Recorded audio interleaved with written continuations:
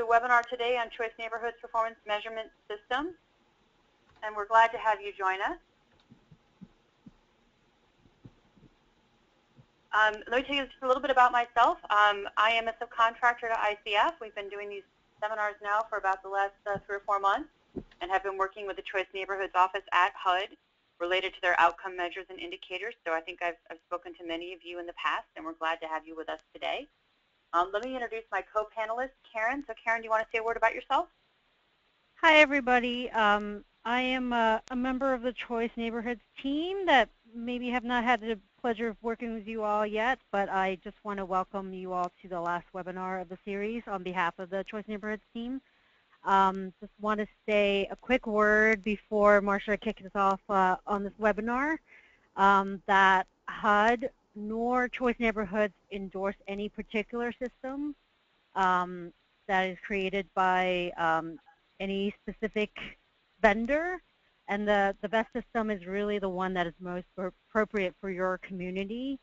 And it's the intent of this webinar to really dive into the elements of what would be appropriate for your community, or what aspects of the performance measurement system would need to be considered as you guys are going through that process of selecting which systems to work with. With that said, a lot of grantees for implementation and planning are very curious to learn from other grantees' experience on what systems, particular software packages people have used and what their experiences with that is. So we are mindful and of those concerns. So we will be planning an upcoming facilitated conversation in September for those people who are interested to have some grantees talk about their experiences with specific software. So I just want to note that this particular webinar will not have that conversation, but it will be coming forth. So it's not scheduled as of right now, but it will happen in September. So just keep look out in your inbox for that invitation that is forthcoming. Great, thanks, Karen. So let's talk a little bit about what we're going to cover today, and we're going to try to get through the content fairly quickly so you have a chance to hear from some of your colleagues.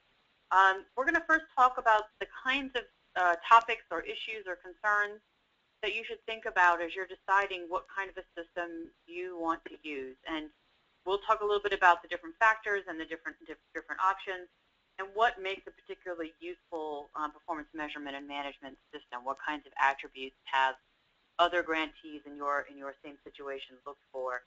And we'll talk a little bit about the kinds of systems that are out there. There are very simple, all the way and up to custom designed, more complex, and obviously more expensive. And so we'll walk through those choices.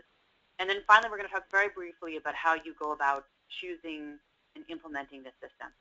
And we are going to try to get through all of that by about 3:30, 3:45, so that we have enough time at the end. We're going to have we have 3 guest speakers who will be talking to you today from other grantees, and I just want to do a little preview for you to let you know that those folks that will be on. So we'll have George, he's from the Seattle Housing Authority, Celia from Sacramento, and Eric from Mercy Housing. And they're each going to talk a little bit about how they thought about what system and what kinds of aspects of their systems work for them. So again, we hope you'll ask questions throughout this webinar. If you've been on them before, you know that you can either raise your hand in the function that you'll see there. There's a little button that you can click for hand raising. I believe it's under the attendees tab. Don't forget, if you do want to ask a verbal question, you're going to need to unmute yourself on your phone, and we can also unmute you centrally. But if you have yourself muted on your particular phone, you'll have to unmute yourself. In addition, we also can take written-in questions. So you'll see at the bottom of your screen there's a questions box, and you can type that in. It doesn't go to everybody on the phone. It will only go to the organizers, and I'll periodically ask Chantel and Brandy to recap the questions that we have. So we really hope we'll ask questions. I will stop periodically and ask all of you to jump in with questions. So please feel free to do so, and particularly as we get to the second half of the webinar and we have your colleagues, we hope that you'll ask them questions about what has worked and what has not for them. So as Karen mentioned, this is the last webinar in a series of webinars that we have done around data collection and outcome measurement for choice neighborhoods. The first of these was just a basic overview of what is performance measurement, what are outcomes, what are indicators, what kinds of measures might you consider. And then the second webinar, we really talked more about specific outcomes, specific indicators, partners, what kind of data you want to get from those partners. And then lastly, we talked about how you enact that data partnership, what kind of MOU, what clauses of the MOU, how do you decide how to enact those agreements and who to partner with. And each of those webinars is available online on the HUD website, and you'll see the link at the bottom of these slides, but it's on the HUD Exchange. And if you're not familiar with the HUD Exchange, I do recommend getting on, and you'll see there are listservs that you can join, so you may want to consider doing that. And there's a particular set of pages around the Choice Neighborhoods program. So if you haven't bookmarked those Choice Neighborhoods web pages, you might want to do that. So we're going to begin with a poll, because we know a lot of you are either just about to buy a software system, you may have just purchased one, or you're considering one. So what we'd like to know from you is, what are your biggest questions about the system that you have to buy? What is it going to cost to purchase it, to maintain it? How easy is it? How compatible is it? Or maybe you have a different question that you want to write into the questions box. So Chantel, why don't you open up the poll? Great, so it looks like the poll is now open, and I'm going to have Chantel share the poll results with you in just a moment. Great, okay, so Chantel, how are we doing on the poll voting? We have about 30%, 35 have voted. Okay, let's give it just one more minute. So if you're on the call, please vote on the poll, and then Chantel will share the results with everybody. Okay, so Chantel, why don't you share the results and let us know what they say?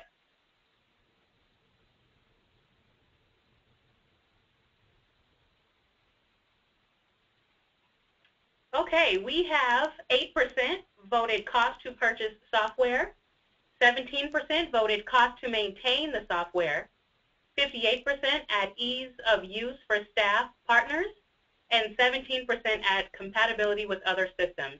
Ease of use for staff partners was at 58%, which was the most voted. Thanks, Chantel. So obviously that's important, and that's actually, I'm glad to see that that's folks' biggest concern. Because that's obviously the thing that should really drive your decision about what kind of system do you need and how accessible is it and what functionality does it have. Obviously cost is important, and we will talk about that a little bit later today. All right, so we have an overview of, and Chantal, I think you can take the poll down. Great, so we have an overview of the kinds of things we want you to consider. We're going to dive into each of these 5 clusters of issues. The first being, how are you going to get the data, and what kind of data are you going to collect? Because depending on the nature of the indicators and the data collection types that you have chosen will in large part drive the kind of system you need. And we'll talk more about what that means in a moment. Also related to kind of how you're going to get that data from your partners, right? In what way are they going to provide it to you? Do you want them to have access to the system? And how is the system going to function, right? Do you need to be able to print out reports? Do you need to have access to the data for a lot of people? How easy, how complicated? And what kind of reports do you need to get out of it? Do you want canned reports, or do you want to be able to have on-demand reports? And then finally, how much money do you want to spend, and what's your budget for being able to do this? So let's get into each of those, starting with the partners and how the data is going to be entered. So first and foremost, before you actually decide what system to buy, you really need to coordinate with your partners and find out what data is it that they're going to be providing, and what willingness do they have to use various systems in order to report it to us. So first we decide together, and this is the subject of previous webinars, what data are we going to collect, and get consensus around that. Because it makes very little sense to buy a system before you've decided what kind of information the system has to actually collect. And you want to think about how the partners are going to interact with that system. Are they simply going to be mailing you or emailing you data, or are you looking for them to be able to have multiple users entering data at the same point? We also want to figure out from the partners, how much can they help us with this data collection effort? So do they have resources that they can contribute to the data collection, whether that is an existing system that we could borrow or get a license to or tap into, or whether they have staff who could help us program a system or program a very simple collection process or advise us on doing it, or even whether or not they have existing data reporting systems that they use that even if we're not going to borrow, we can at least learn from what's worked and what hasn't. So first and foremost, we want to talk to our partners about what we're collecting, how we're collecting it, and what's their experience with that past data collection, reporting, and management. We, as a part of that conversation, and this is a really significant decision and a significant part of the analysis of what kind of system you need, we need to figure out how the data is going to get to us. And there's sort of an easy way and a harder way. So the easiest way, and I'll start at the bottom of this bullet of this, is to allow your partners to have direct access to the system so that the system is resident either online or on a computer that the partner has access to, and the partner directly enters data into the system so that there's no data entry that needs to be done, or reduced data entry that needs to be done by you as the grantee. Now, the positive of that is that it cuts down on the potential number of data entry errors because you have fewer people touching the data, and obviously it costs you less time and effort if other people are entering all that data. However, the flip side of it, and we've heard it from several of your colleagues at other grantees, is some partners are unwilling or don't have the time or are too overwhelmed with their own data collection to actually enter data directly for you. They won't, it just won't be part of what they agreed to do, or they don't have the system, or they're not allowed to use your system. Some public agencies are very constrained in what systems they can access from their computers, and so they may not actually be able to or have the time to directly enter data.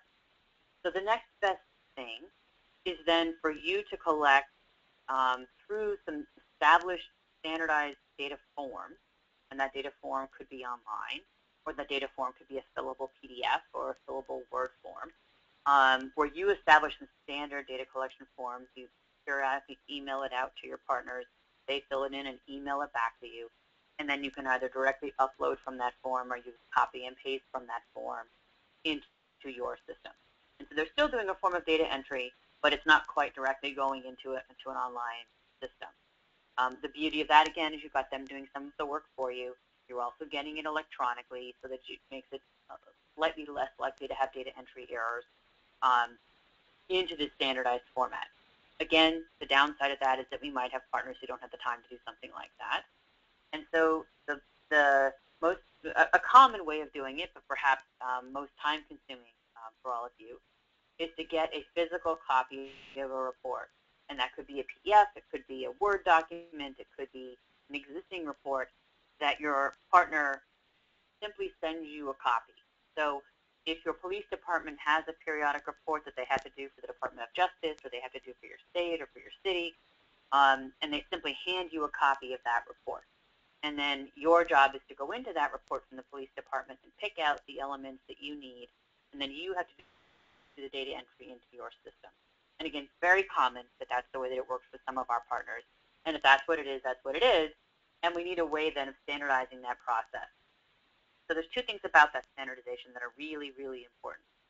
One is that in the MOU that we talked about in our last webinar between you and your data partner, we need to outline whatever we've all just agreed to about the way the data is going to come to us and the frequency that's going to come to us. And that needs to be clearly spelled out in that MOU.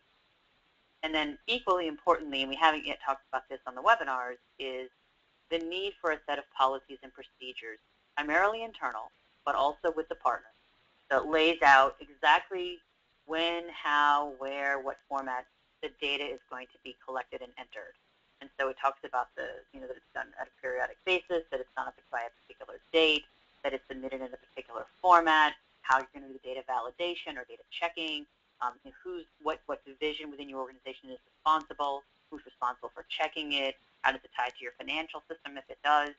So all of that should be captured in a set of very clear, simple, doesn't have to be long, policies and procedures related to outcome measures and data collection and data reporting.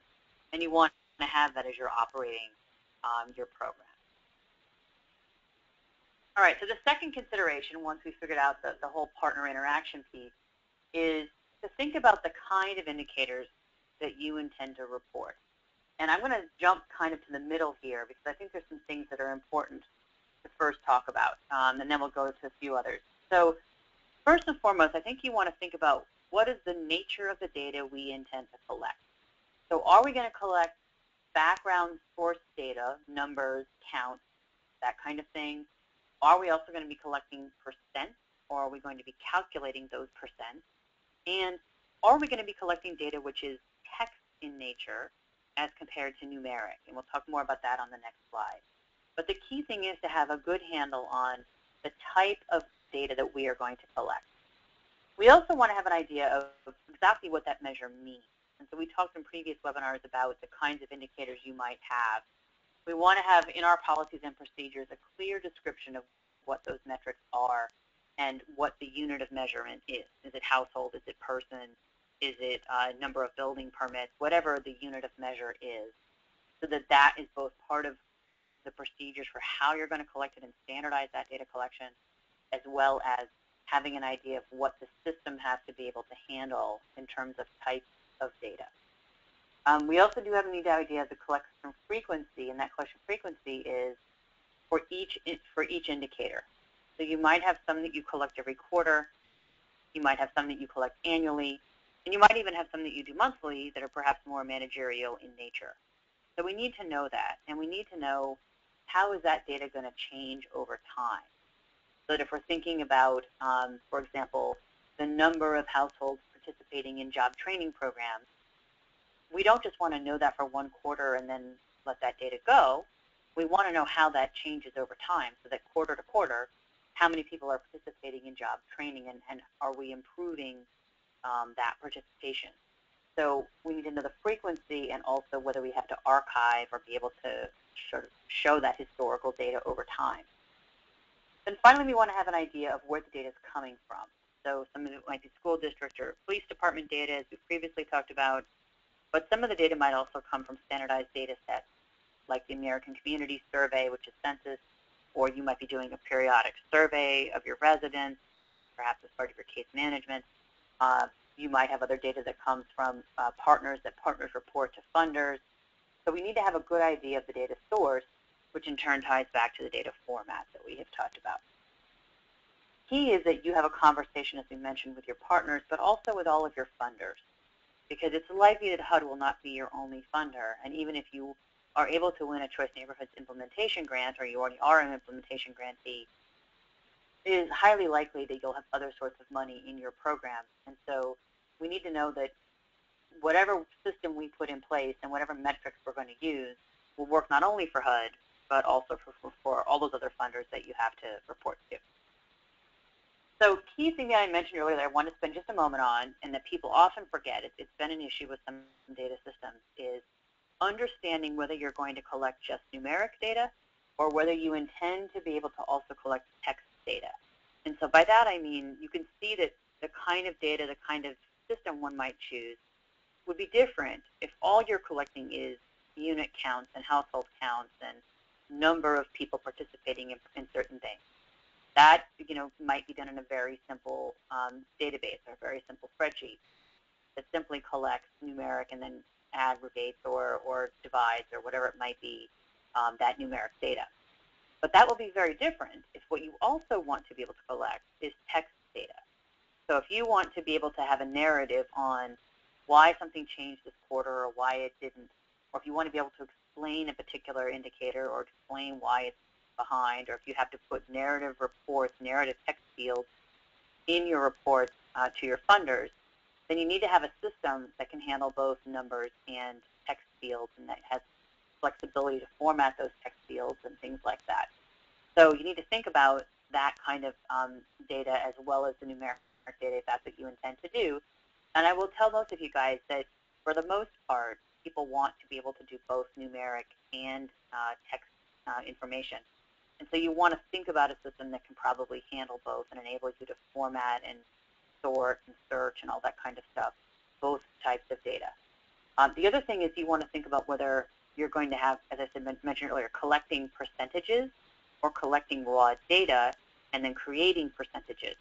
And more likely than not, you want to collect the raw data and then go ahead and have the system collect the, calculate the percentage month to month or quarter to quarter annually.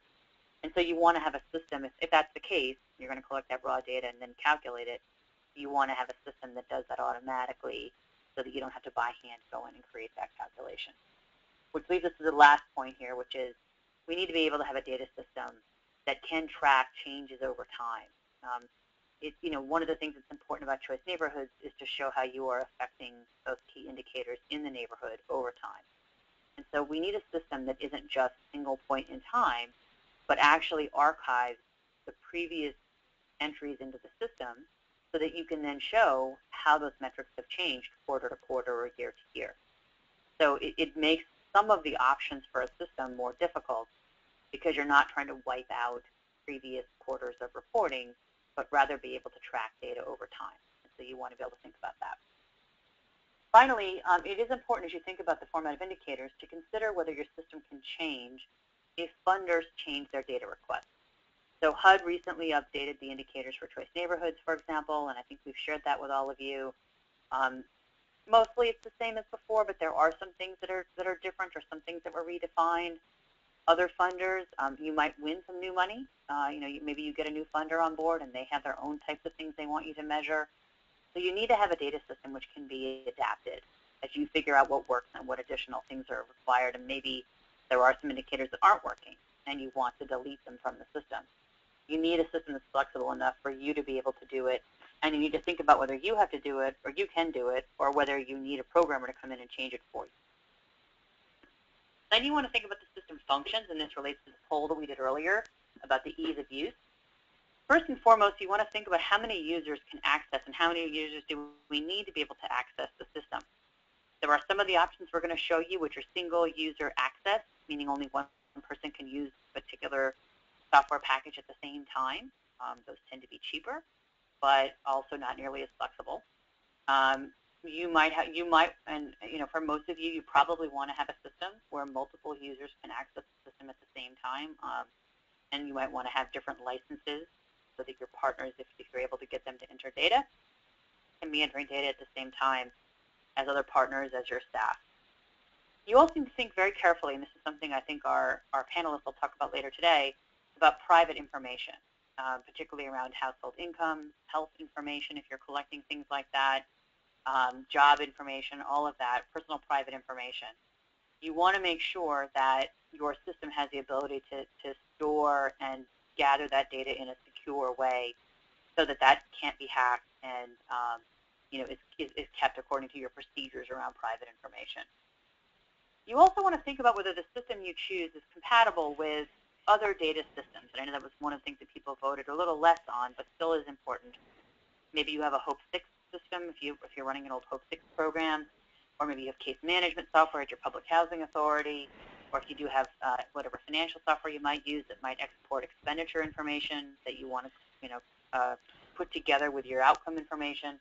So you need to think about how whatever you're picking will integrate with whatever you have. And you do want to think about what's easy to learn. If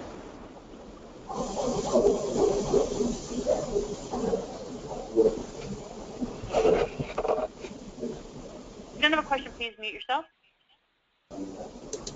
We do want to think about how easy it is to export the data. So one of the things that most of you probably have is either a research or an education or a partner who wants to do analytics. And if you do, you need to figure out how you can get the underlying source data to that partner so that they can run regressions and other kinds of analyses on the data. And then last couple of things is, how easy is it for us to go ahead and change the system, we, the grantee? Can we go ahead and modify things, or do we, in fact, have to contract out for that modification? And how do we set up a checks and balances in the system so that if we have one person entering it, somebody else is approving it? So does the system have the ability to have that kind of data validation function? We then want to think about the kinds of reports that we want. So we want to think about a couple different kinds. Do we want to have canned or existing system reports that, I push a button and I get a standardized report that comes out every month or every quarter? And do we want to have the ability to create ad hoc or on-demand reports where I can take this field plus that field plus the other field and create a report for myself based upon an ad hoc demand.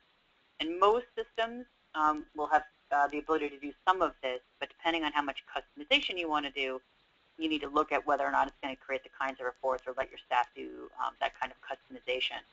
Because you might want to say, I want this field plus that field, but I don't want the other field. So think about how easily your system is to create those reports. And think about the kinds of reports you want. So do you simply want summaries of the data that summarize this field or that field? Do you want to be able to create pie charts and bar charts and show trend lines? And are you looking to create the kinds of summary reports that you have to submit to your funders? So maybe you have periodic, standardized quarterly reports or annual reports that you owe to your funder that you want to be able to program so that it automatically populates those standardized reports. And then lastly, dashboards, which are sort of management check-ins, right? Which typically they have dials to show trend toward goals or other kinds of at-a-glance sort of information that you could share with your board, you could share with your funders on a periodic basis. But does the system have the ability to create those sorts of dashboards? Finally, cost. And so we want to think about what is the price range that we are able to spend, how much money are we able to spend on this, and how much it costs obviously will differ depending on how much customization and how much flexibility there is in the system. So you want to think not only about the cost to buy the software, but also the cost to maintain it. And that will be directly related to the number of user licenses that you have, as well as the degree to how many people are using it and degree to which it's got customization and flexibility over time. One thing that some of your colleagues mentioned, I'll ask them to speak about it when they speak in a couple of minutes, is think early on about whether or not some of your partners are willing to contribute to the cost of the system. We've heard folks say they didn't think to ask that question, and then when they went back to their partners later, some folks have found that partners are actually willing to contribute either actual dollars or in-kind resources toward the creation of the system. If you are going to purchase software, you need to not only think about that upfront cost to acquire it, but also the cost for ongoing maintenance or ongoing licenses if you have to re-up it every year, and how are you going to get it updated. So when it is time to change the software, how is that going to be done? And related to all of that is when you buy the software, what do you get? So do you just get the software? Does it come with some sort of help desk or online help or installation help or training or tutorials? And does it come with folks who are able to help you to teach you how to customize, or do they customize it for you? So let's do one more poll, Chantel, and this one will be about what's going to be the biggest driver of your decision about which system you're going to purchase. Will it be the cost, the staff involved in having to set it up, learn it, use it, how customizable it is, or the data format that comes out of the system? So Chantel, yeah, great. The poll is open. So folks on the phone, if you could go ahead and vote, that would be great. And Chantel, can you let us know how it's going? Sure. About 20% have voted so far. Okay, great. If everybody else could just go ahead and take a quick vote. And we're at 46% now. Okay, so Chantel, can you let us know what's the winner? Sure.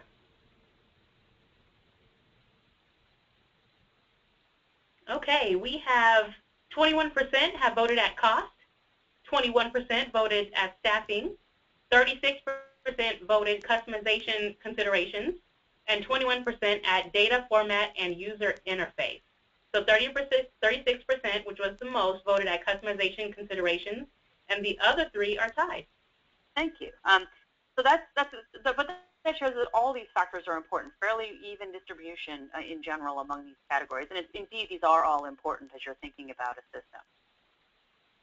Okay, so in summary, we're hoping that as you think about a system, you will think about whether or not the system is compatible with the other kinds of systems that you are looking at, whether it'll let you manage and enter the kinds of data metrics that you're looking for, how it works with different users, and the functionality and support that you get from that system is a quick recap of the kinds of factors in an effective system.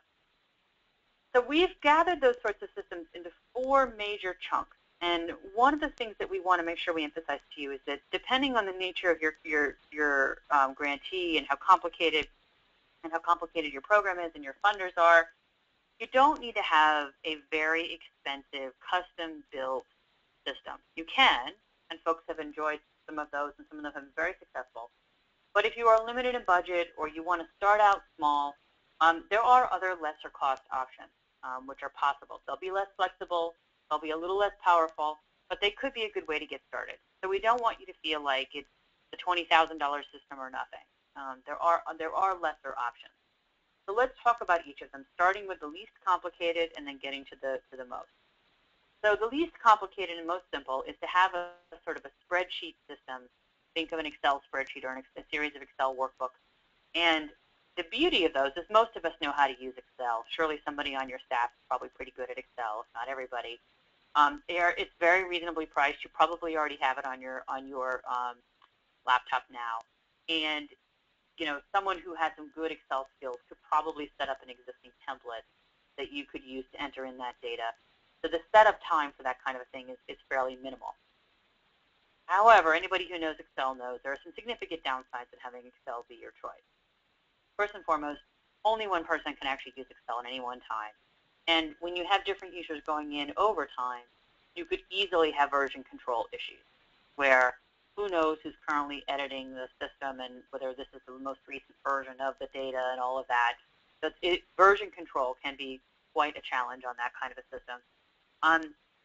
It also has very limited reporting functions. You can do numeric reports, so you can put out pie charts and bar charts and things like that, but it's not very good for text.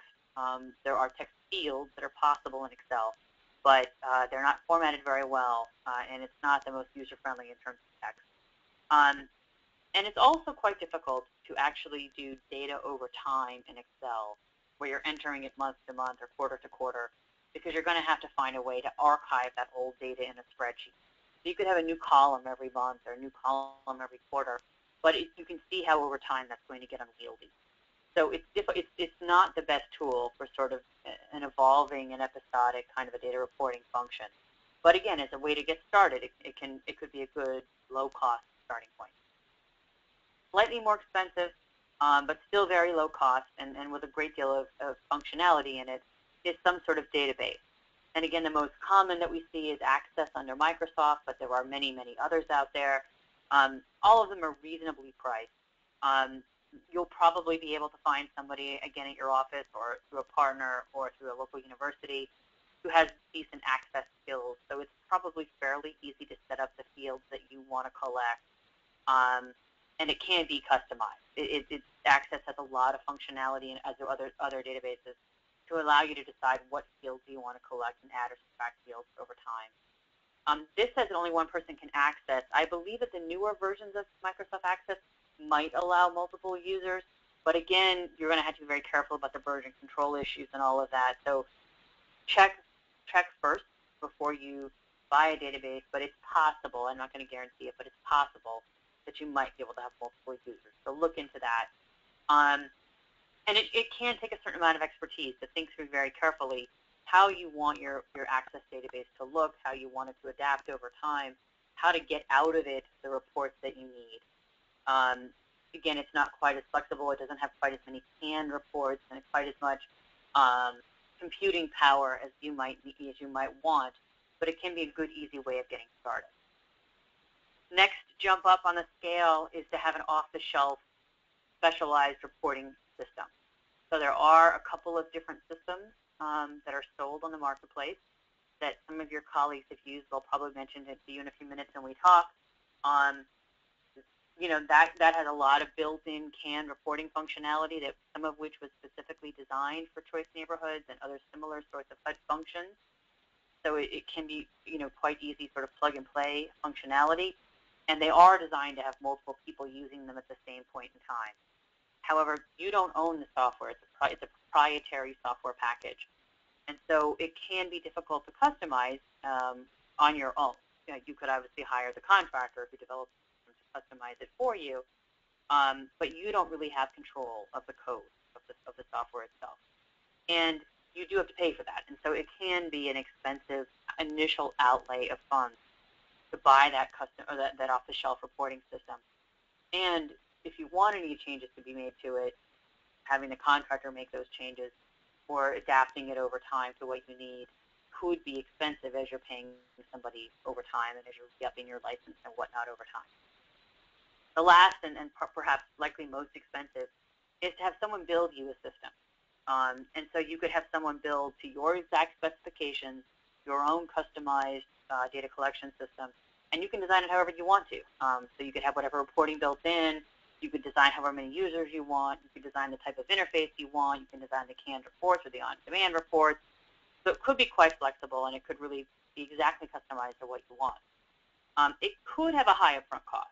Obviously, if you contract for that and you paid for it all, having something custom built could be quite expensive. That said, there are other grantees who had universities with IT departments or computer science departments where folks donated time in kind, or they were able to adapt systems fairly effectively. Or we have grantees who have their own customized system partners, and we've borrowed that customized system. So it doesn't necessarily have to be expensive if you're able to get someone to donate time and resources to build you or to adapt the system that they have, or maybe a system you already have. You will have to pay for your own ongoing maintenance, and as versions of data indicators, as data things change over time, you will have to pay to update the software because you own it. So it'll be your responsibility to do those periodic updates, and you'll have to pay, or again, hope that in-kind service pays to change it over time. And then finally, staff are going to have to get trained with both this and the off-the-shelf product in probably something they don't currently know. So we're going to need time and training, and if those folks leave and you hire new staff, obviously the new staff are not going to be familiar with those systems, and so you're going to have to train them on how to use them. All right, so implementing a system. So first and foremost, we recommend that as you're thinking through all these options that I've just covered, talk to other grantees and ask them what has worked. And I think you know your colleagues, the planning grantees. You're also going to hear from some implementation grantees. They have a lot of experience with this, and we encourage you to talk to them. Also, some of the Promised Neighborhoods grantees, while not exactly the same, have very similar sorts of systems, and so you may reach out to them if you have not yet done so. We do recommend that you go ahead and get bids. Don't just, unless somebody's donating a system to you or you're tacking onto something you already have, we would recommend shopping around a little bit and getting people to tell you what they cost and what the options are, and then figure out as a part of that, what's it going to take for me to implement that and adapt it over time, and then compare your data needs to those bids that you got to see what provides you the best value for what you're looking for. And then finally, once you've chosen a system, harkening back to our previous point, make sure that you then incorporate the use of that system into your policies. So that's a quick overview. As I mentioned, we want to go ahead and ask now for some thoughts, and I'm going to introduce our panelists. We have George, Celia, and Eric, and I would like to ask each of our three panelists to answer a couple of questions for us. First, what system do they use currently, and what process did they use? What indicators, what factors, what choices, what went into making the decision about why to pick that system? And why was that the winning choice? Well, what about that system made it the right choice for their organization? So I'm going to go ahead and introduce George. So George, are you on? Yeah, good afternoon. My name is George Namath. I'm with the Seattle Housing Authority. Great, George. So why don't you go ahead and tell us a little bit about what Seattle has done and why that was the right choice for you guys? Sure. Well, first, as a background, we are an early implementation grantee, 2010 grant. So our data collection methodology responds basically to the expectations and circumstances at that time. Also, Seattle Housing Authority is the master developer of the Yesler neighborhood. So we basically, the vast majority of the choice neighborhood is basically the target neighborhood, Yesler Terrace. So when we are talking about residents or new unit production, most of the information actually is controlled by Seattle Housing Authority. So we already have tenant information systems in place. We have a financial system in place. So a whole lot of the indicators that are required to be collected are simply available from these systems. So basically our collection methodology is by using an Excel sheet or an Excel, I should say, workbook or a system. And then we have a central person, myself, who is collecting the information from our data partners and colleagues in many cases. And then at that point, we report the information to our grantees, which in our case are primarily HUD and also the City of Seattle. Great, thank you, George. Okay, so Celia, why don't you let us know what you guys are doing in Sacramento? Hi, excuse me. So the Housing Authority has about 3,000 units total, and we received and completed a planning grant for one site that has about 218, and now we're in the process of the next planning grant, a C&I planning grant for about 750 units. And so that both those sites compose about a third of our total public housing. And so we needed to look at a system that sort of accommodates both of those. We have two different development partners on those two planning initiatives, so we're sort of balancing a lot of different things. And so we actually haven't continued to get data and input that data in our existing system, but we are looking to see if we may have a new system, and we've looked at 2 or 3 with our partners, but right now we're just collecting it through our existing system and through kind of Excel spreadsheets, as with Seattle. So we're sort of at a crossroads at this point. And Celia, what's that existing system that you have? Through through Yardi, they put information in through Yardi. Yardi, okay. Great, and Eric, are you on? I know he was there. Yeah, I think I see him signed in. So Eric, you might be muted. Can you unmute yourself?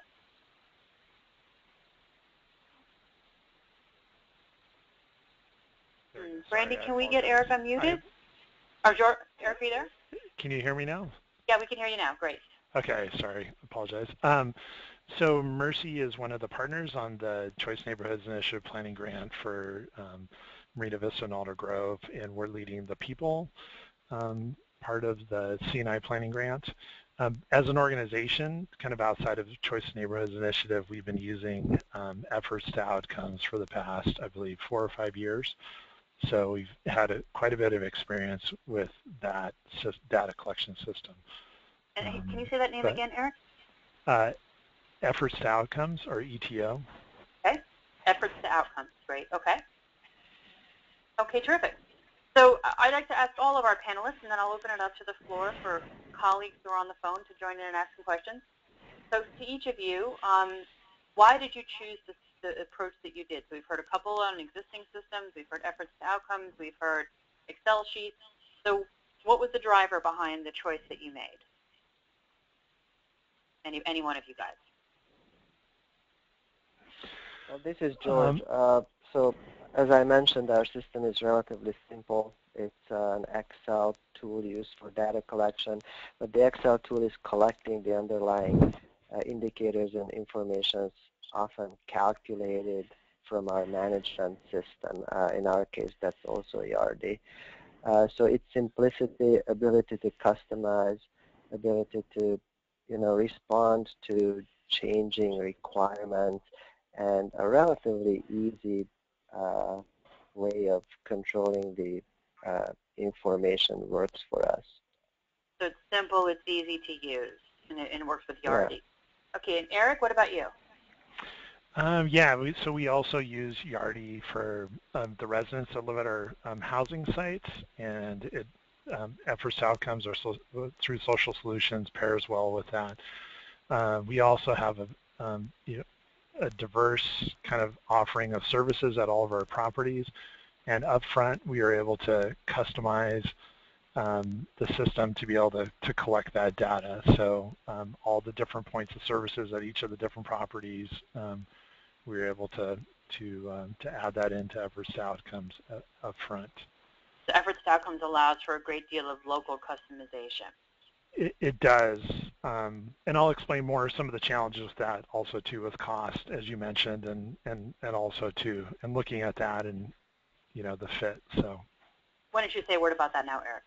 Sure. And so kind of the challenge, so we spent a lot of time figuring out what the data we wanted to collect, and a fairly good sized organization and national. And so the challenge is what do we want to collect as an organization? So we figured that out, and it's a good amount of data, and there's a lot of points of service. So we were able to do that, and that the cost of that up front was not, that's not cheap. And I wasn't there for the budgeting part of it, so I don't know exact costs or anything like that. But but the challenge is kind of wanting to make changes to the data that we want to collect is expensive because, as you said, we are not in control of the code. Efforts to outcomes is, or social solutions. And also, for reporting, the system that we're using, and there's a caveat to this, they have a new system which is called Touchpoints, and I'm not that familiar with it, so it may offer some more customization and reporting capabilities. But the other challenge is that for reporting, if you want to build out a report, a lot of times you will have to go to social solutions and also have to pay for that. So we developed our own workaround for that, but again, that's costly. We're importing data from social solutions, and then our IT people are creating our own reports. But again, that's expensive also too. Yep, absolutely. All right, well, so I'd like to take questions from the group. So again, if you haven't had a chance, if you want to raise your hand, you can ask your question verbally, or if you want to go ahead and type it into the questions, you can just read it aloud. So Chantel, do we have any questions so far? Yes, we have one question. If you had to do it over again, would you still use the same system? Why? Or change to another system? And what would that be? Well, that's a great question. All right, so I'm going to open it up to all the panelists. And Celia, I don't think we've yet heard from you again. So your thoughts on that? Would you use the same system? Why or why not? And if you would choose, what would you change to? Well, I think one of the big factors for us was cost. So I think if we had all the money in the world, we would change, or we would, have something, similar to the ETO, or go with that system versus the Excel. But I think if we, ideally, if we had the funding, we would. You would, okay. Yeah. How about George? Would you go the same route again with the Excel and the Yardi, or would you look to do something different? Well, yeah, I think so. I mean, again, we are a housing authority. We have systems in place. So when Yardi was selected, that was several years ago, and same is true for our financial system. So for the purpose of reporting CNI outcomes, it simply makes sense for us to extract information from these existing systems that serve several purposes, and then have this in-between solution of collecting the information that we are then transmitting to the CNI online system captured in this Excel workbook. And Great. Also, it just makes it easier in terms of interacting with our partners. Because everybody's fairly familiar with Excel. Exactly, yeah. Okay. Eric, same question to you. I honestly don't have a lot of familiarity with other systems and that kind of thing. So I think kind of what we've come to the point of is that we've been using this and we've collected data and we've spent a lot of time and investment in training people on the system. So to change or to switch has not been looked at this point. And there's challenges and there's costs with this, and and we're collecting a lot of data. So I think we're just kind of trying to adapt what we have and make it work for us at this point also too. And the system that we're using, one of the things is that it's a little bit more oriented towards case management. And we also, and kind of the reporting is also too, sort of the off-the-shelf reports that come with the system. And I think one of the things that we really want to, that we do, and we want to tell more of a story about is, kind of programs and that the system isn't really set up for that. We've Those had to narrative reports, customize that. Yeah, exactly. So, and that's an important thing, especially for evidence-based programming and, and what a group of people did, and that type of thing also. Great. Okay. Terrific. So again, I want to open up to other questions. So Chantel, do we have anybody else who's written in or raised their hand? We have no hands are raised, but we do have another question. Is there something you would emphasize or found helpful during the selection process in the form of questions to ask or wish you had asked? Okay. So what helped you guys as you made the decision to go the route that you went, or for some of you guys who are in the process of changing or getting more advanced on your systems, what questions are you asking that were helpful to you? So let's start with George again. Well, I would say in our case it was efficiency. Again, we are an early grantee, so I think we learned together with HUD on how to best address these reporting needs, how to extract information from existing systems, what kind of questions to ask via our surveys or partners. In terms of if the question of what form of questions you asked, if it relates to the system selection, since we are using primarily an Excel tool, I don't have much to add in terms of what kind of questions we ask to collect actual data. That's a whole other question, and yes, I would have some thoughts about that. Yeah, and I think our questioner probably meant about the system. Yeah. Okay, Celia, what about you? What questions did you ask in making the system choices that you did, or what are you asking now as you look at what kind of system you want? Well, I think we're what was helpful is because we had two different development partners and kind of two different people leads. So having those folks, Urban Strategies, and then Mercy with us through the discussions, because we met with them both, and so I think it is having an understanding of what the as Seattle said about your the measurements on the people side was more important, and understanding how you integrate the two, I think, was helpful. And so if you're not far enough down the road in your planning process, you may not be ready to answer those. So I think kind of being open and flexible and being at the right point in time, I think, is helpful as well. That's a great point, Celia, because if you're just starting your planning process, it might be that your indicators and your outcomes in your program are not cemented enough yet to want to spend the kind of money to do some of the more complicated, whether it's off the shelf or whether it's customized kind of software. And so maybe you do want to take the approach that Seattle or Sacramento have taken with an Excel sheet or an Access database. Either way, simple, kind of easy thing to collect until you're ready and really cemented to move into something more complicated. And Eric, how about you? What questions did you ask as you guys chose ETO or as you are, moving on?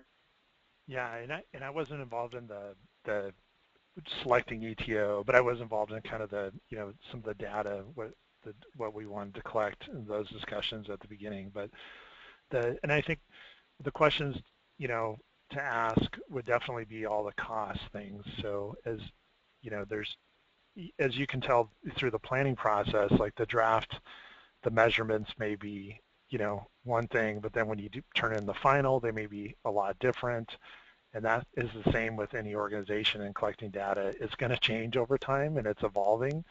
And so those costs of customization and also reporting, the kind of reports that you want to show and the data you want to collect, I think is really important. So asking those questions like, what is it going to cost me to create, this kind of report?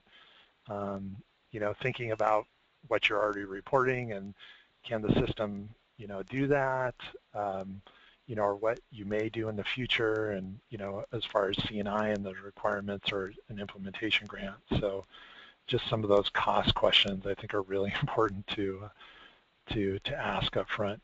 if you're going to go the route of one of these systems. Absolutely. And again, as you ask those cost questions, be sure to not only ask the upfront cost, but I think as Eric indicated, those customization, reporting, changing costs over time really can add up. So you want to make sure you understand what you're getting into about that as well. Because obviously once you've paid for such a system, unless there's a problem, you want to continue to work with it. All right, well, I think we're getting close to our time here. So do we have any last questions, Chantel? No questions and no hands are raised. Okay, terrific. Well, I want to thank our three panelists, George, Celia, and Eric, for joining us today. Really appreciate your words of wisdom and your expertise in what you've been through so far. And with that, I want to go ahead and ask Karen to do a quick closing. I just want to thank you again to ICF staff and also the panelists that were able to take time out of their busy schedule to join us. And thank you for all the people who were able to join us on this particular webinar. As with all the other webinars, this is recorded and will be available for sharing with your partners. If you think later, hey, there was a really cool webinar on how to develop performance measurement systems, and we should really think about that a little bit more, it will be available on the HUD exchange system, right, for future posterity. And just a reminder to feel free to reach out to HUD staff and also to Marsha or ICF staff if you have other questions moving forward. We look forward to having a more in-depth conversation that will be facilitated by ICF on discussing more of the nitty-gritty details of the various systems that are available out there and also the grantees' experience in using them. So please look for that in your inbox at some point in the near future. Thanks, Karen. And again, thanks to all of you, both our panelists and our attendees, for joining us today. And again, these will be available as PowerPoints as well as the recording, and you can feel free to share that with your staff as you guys are going through this. And as Karen said, my email is there. Please feel free to email me if you do have any questions about any of the webinars in the series. Even if you missed some of the earlier webinars, feel free to watch them and then drop me a note. I'm happy to talk to you, or of course, your HUD coordinator is your first point of contact as well. So thanks, everybody, and enjoy your afternoon. Thank you. Thank you.